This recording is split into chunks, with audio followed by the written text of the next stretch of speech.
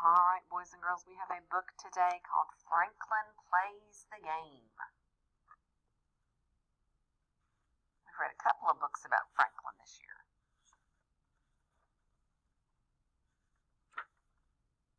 Franklin could slide down a riverbank. He could tie his shoes and count by twos. He could walk to Bear's house all by himself.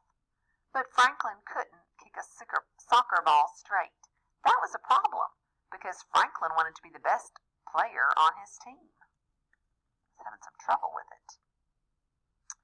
Franklin loved soccer. He liked the running and the dribbling. He especially liked the uniforms. He wore his purple and yellow jersey and matching shin pads, even when he wasn't playing soccer. Sometimes he slept with his soccer ball and dreamed of scoring goals. Before every game, Franklin practiced in the park. He kicked the ball with the inside of his foot again and again.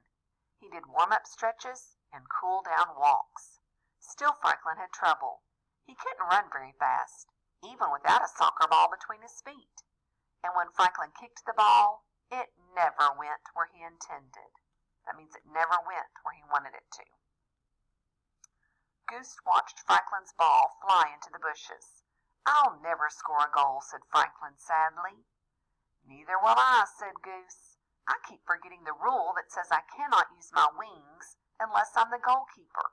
Everybody gets mad at me." Goose showed Franklin how wide her wings stretched. Beaver was watching too. "And I'll never score a goal," she said, "because my tail is so long and heavy that it drags me down." She ran for a bit. Franklin and Goose could see the problem.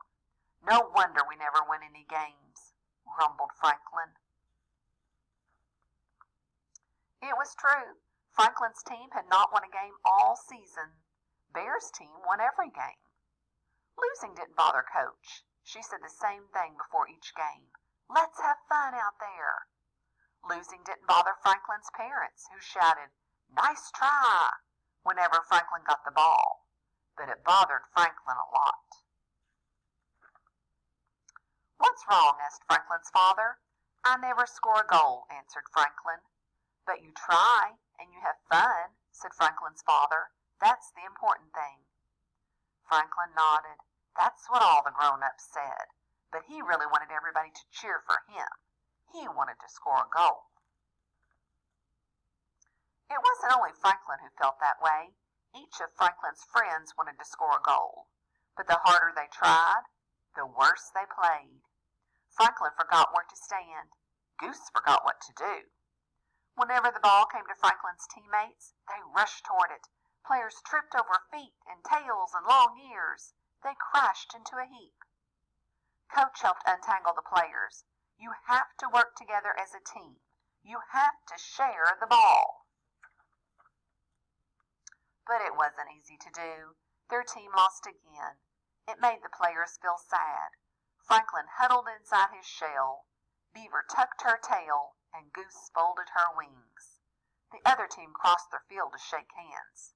"Nice try," said Bear. Franklin didn't come out of his shell. Bear bounced the soccer ball up and down.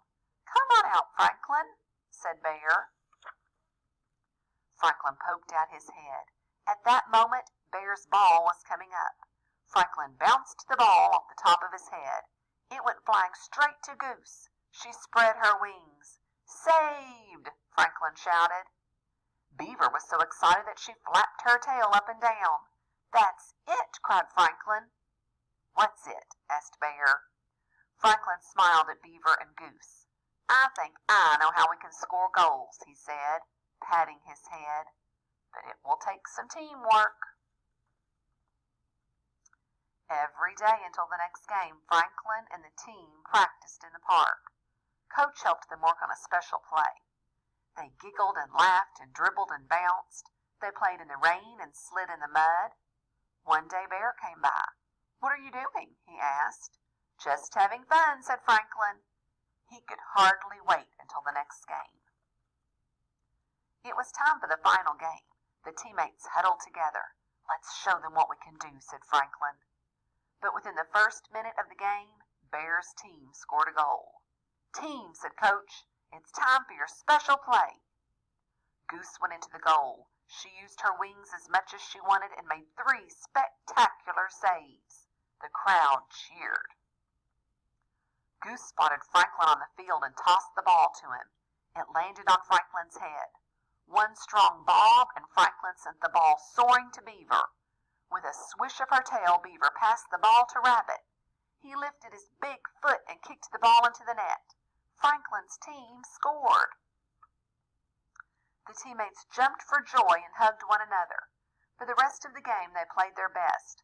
Franklin even headed the ball twice, but nobody on his team scored again. Bear's team scored one more time to win the game. Coach gave all her players a ribbon. "You should be proud of yourselves," she said. "You worked hard as a team, and you all helped score that goal." Franklin's parents invited the team out for a treat. "Why?" asked Franklin. "Our team didn't win." "You looked like winners to us," said his father. Franklin had to agree. They were tired and dirty and happy. Sure signs of a winning team. All right, so boys and girls, they didn't win the game, but they all worked together and were able to score a goal, which they had not been able to do all season. So they still got better, and the most important thing was they learned how to work together.